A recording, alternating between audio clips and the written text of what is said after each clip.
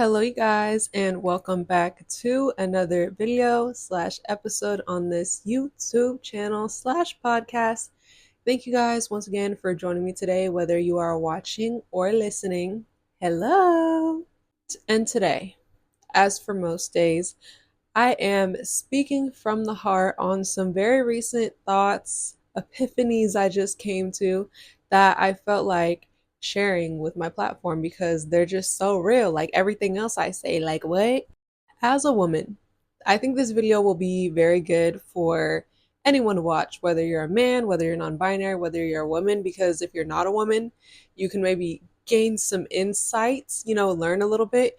But as a woman, I feel like most of us can relate that growing up, you're honestly, truly like taught to kind of fear men, fear dating. Like, kind of stuff you always hear growing up, like boys only want one thing, you have to watch out because this, and that, or like, I don't want you, well, you shouldn't be around a bunch of boys or this specific boy because people be doing this and people be doing that, and you got to watch this, or you shouldn't wear this because boys will do this, you shouldn't act like this because boys will do that. Like, I feel like a lot of it comes from like a place of love and trying to protect us, which I get a little bit, okay? Because you know what? A lot of these things are true. Not for all men.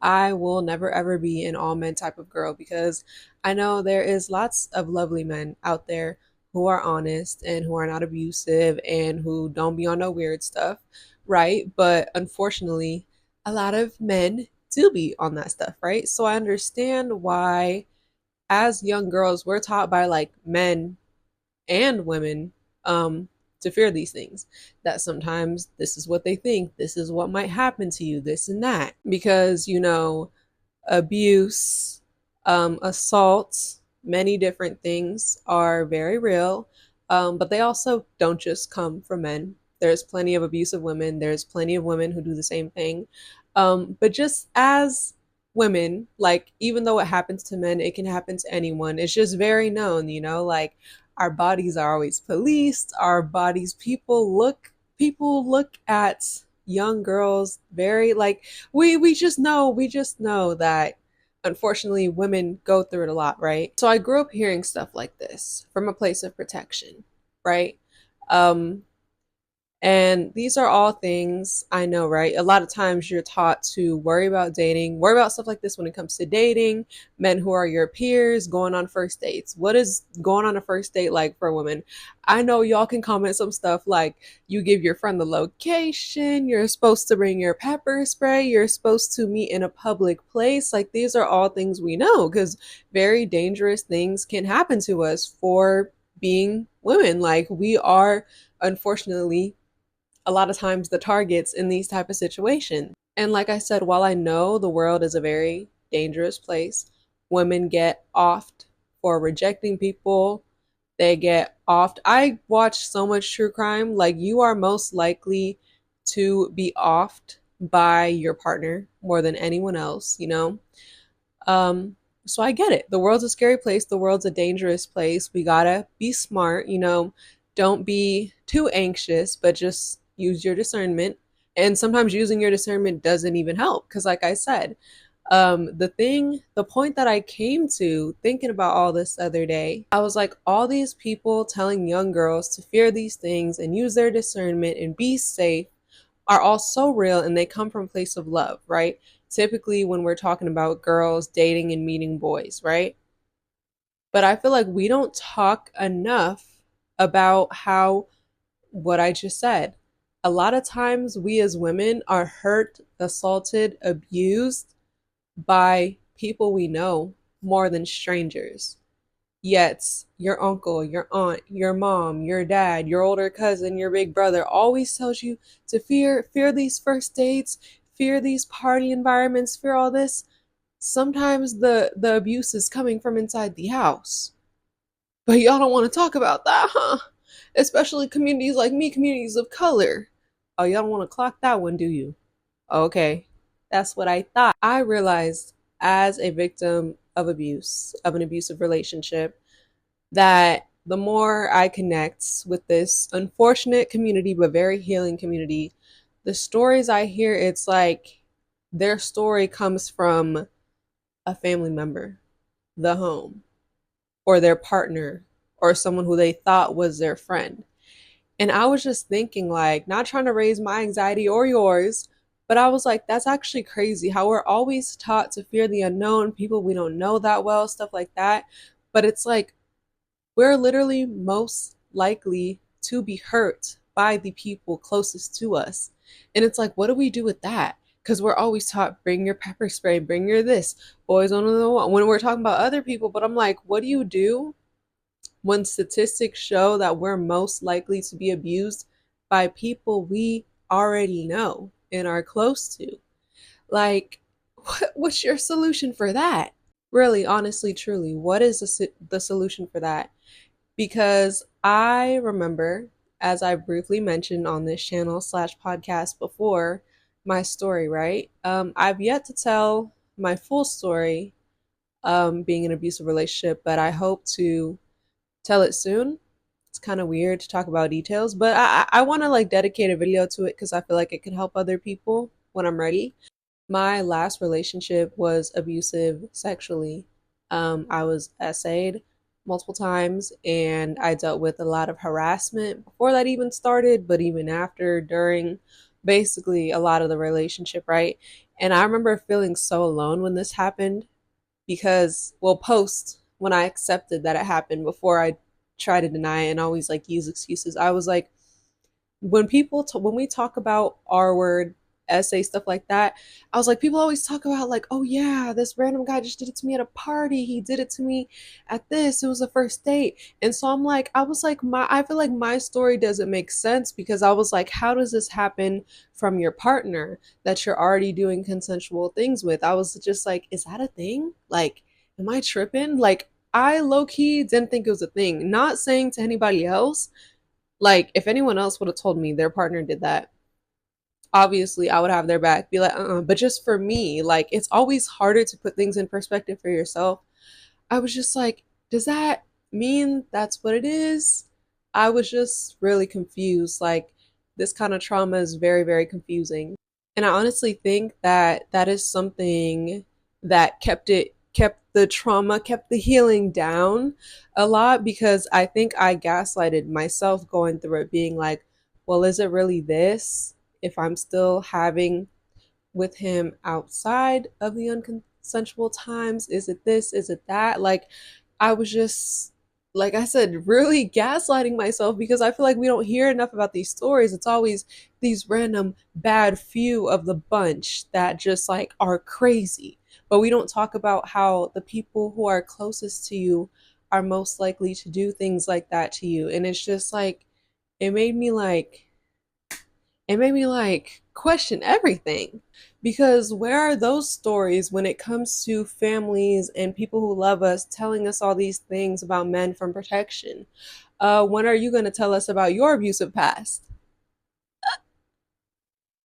Oh, okay. When are you going to tell us that our grandpa or something was literally like that? Y'all don't want to talk about that. Y'all want to talk about random people.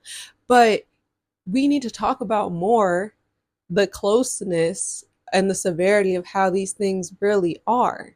And I feel like this idea that a lot of times abuse and the bad things that people do to each other are normally just so random or from people you don't know well enough is not just ingrained in women's brains, it's honestly men too. Like, I remember I never fully addressed my ex-boyfriend. I never was like, I never was able to use the right language until I was out of the relationship. You know, when you're in love, you make excuses for people, and like I said, you just, it's just hard, especially when you have, like, so I never really used the right language, but I remember there was a time where I did try to like express something that made me uncomfortable, and I was like automatically gaslit. He was absolutely like, what do you mean? Like, what are you talking about? If that's how you feel, like, don't ever sleep over again. Like, what, like, this is scary, like, women are scary, like, what are you trying to say? And that should have told me everything I needed to know. The reaction was very much, very, very much giving, like, that's not possible. What do you mean? You're being dramatic. And I think, like, because obviously you can't talk about your abuse with your abuser, because, baby, it's pretty obvious that's like the reaction you're gonna get. But I think because that's the only time I dipped my toes into that conversation, I think it really like just clicked in my brain too. Like, yeah, like it made me feel sad, and I was like, I don't think I'm being dramatic, but I was just like, maybe, yeah, maybe it's not that, like it just, I honestly gaslit myself into being like, yeah, you're right, never mind. Which is honestly so sad, y'all. And I just wish, like, do not talk bad about yourself, your past self, because I just wish I could give that version of myself like a big hug and be like, no, girl, you're not being dramatic. um that's what happened to you. And yeah, you really never should sleep over again, because he could do it again. Like, I wish I could hug that version of myself and just affirm her, and she could just see where I'm at to this day, like being activist AF, when before I was scared to admit that happened to me because it felt embarrassing. To anybody who's in that phase of abuse, I know sometimes it can feel that way, but I promise it's not. Something that happened to you is never embarrassing, especially if it's abuse. Okay? Okay. Don't talk like that, or we're gonna have a problem. We're gonna have a problem. I don't really know what I'm trying to say in this video, y'all. Speaking from the heart, speaking purely from my mind and my experience. But I just feel like this is a conversation we should have more often with young girls, but with any young person, honestly, just to recognize that just because it doesn't matter who it is, if it's abuse, it's abuse. And just to not hold on to that trope of, oh, it's always just these random crazy people. No, a lot of times it's people close to you. And obviously, it's very hard to use your discernment. How can you tell that someone is going to be like that? Like, obviously I couldn't, but just to be aware of these things so we don't gaslight ourselves or think that we should accept these things because of who these people are, because we absolutely should not. And although I'm talking about women a lot in this videos because I am a woman, this is my experience, I just want to say to young people in general, I feel like we should have more conversations like this and use the language. Because like I said, it doesn't just happen to women, referring to my type of abuse. It happens to men. It happens to anyone, because people are literally sick. People are literally sick. Like, I just hope if anyone out there is questioning the language of something that happened to them, please, if you have to question the language, it is what it is. I have literally met men who have literally been R worded by their friends um, when they were intoxicated. And they say things like, oh, they just feel like maybe they shouldn't have got that intoxicated, or maybe they just shouldn't have been there. And it's like, no, no, that doesn't change what happened to you. Your friend, and no one should be doing that to you in general.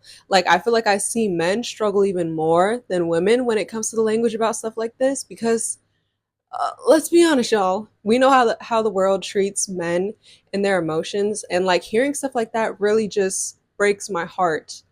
For them to be blaming themselves or making excuses for people who hurt them. So I just want to say, like, anyone out there, if you have to think about the language, or like, it is what happened to you. And I just wish you all the healing in the world. Because, like I said, it can happen to anyone. I'm just speaking from my experience, but it really breaks my heart to hear people talk like that. So yeah, I don't know, y'all. Just remember, abuse is abuse. Bad behavior is bad behavior. Toxic behavior is toxic behavior. Put that in young people's minds. It doesn't matter who it is.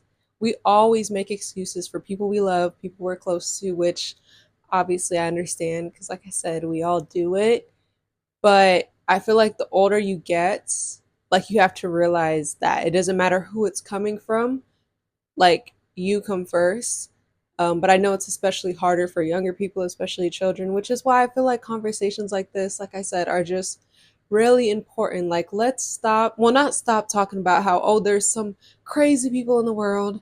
Like, yes, because there is crazy, but also those crazy, sick people are sometimes close to you and are the most likely to do something to you. God forbid they don't. But like, I don't know, y'all. Like, let's just clock it. Let's just clock it. Because I'm tired of people acting like it's rare for that to happen. It's not. And maybe if I would have had more conversations like this as a young girl, or had the courage to bring this to someone else's attention other than my abuser, then maybe I would have got out quicker. Maybe I would have been able to recognize it faster. I mean, I wouldn't change my healing journey for the world. It made me who I am. But I also think it's really important because I would rather someone else be able to recognize their language and the signs before I did, because I wouldn't want anyone to go through that, or before it's too late, y'all. Like, I feel like we forget, like I said, true crime, the most likely person to off you is your partner.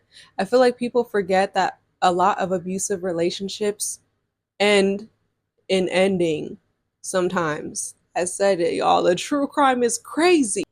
And I don't want any of that to be any of you, you guys. So, yeah. It's a sad world. It's a sad world because it's literally like, I think we should have more conversations about this, but at the same time, what can we do? Because like I said, we can't premeditate anyone who's going to hurt us. Like, if anyone could do that, then the world would be great. If we could premeditate anyone who's going to hurt us. And also, a lot of people be faking personalities. A lot of people be like, why do y'all think, have you guys ever watched true crime or heard the stories? A lot of sexual predators are these people who are these great people loved by everybody, who are pastors, who are teachers, who are stuff like that. Like, obviously, people who work their way into those spaces, how are we supposed to tell they're like that? It's honestly really sad. And like I said, we're not going to be able to pick apart any person all the time. But I think that having conversations like this, being real about the fact that abuse is everywhere, it's not just, oh, random few people, it's everywhere. Telling children about abusive relationships, telling children about what abuse is, just having more real conversations, because unfortunately, sometimes people think, oh, kids are too young to learn about certain things. But I sometimes think that's absolutely not true because, like I said, a lot of people experience abuse firsthand in the home. If kids and young people aren't young enough, too young to hear about it, but it's not too young for them it to happen to them, I think that that's a problem. I don't know. I just think it's sad, y'all. It's a sad, sad world, but I always have hope. I always have hope. And like I said, I just think it starts with these conversations and it starts with awareness. To anyone who can relate to anything I just said, um, I'm sorry. I wish you healing. I wish you happiness. I wish you the strength to find the right language. And, the change starts with people like us. Of course, awareness and activism is very important, but it's a very special place when um, it comes from people who know what you mean. Of course, if you're not ready to tell your story, you shouldn't. You should absolutely tell your story when you're willing and ready. But you got this. You got this. I see you. I hear you. Thank you guys so much for listening to me yap once again. I hope I said something helpful, something insightful, speaking from the heart as always. But yeah, if you enjoyed this content, you can check out my podcast if you're from YouTube, or if you are on YouTube, you can watch my Yap Sessions playlist with lots of other healing content, real ass bitch content, all of that. Or if you want to laugh a little bit, because it does get a little dark sometimes. The healing journey does get a little. I have a whole playlist called Story Times, and I'm really funny, if you couldn't tell. But yeah, you guys, thank you once again for making it to the end of this episode, and I will catch you guys in the next one. Bye.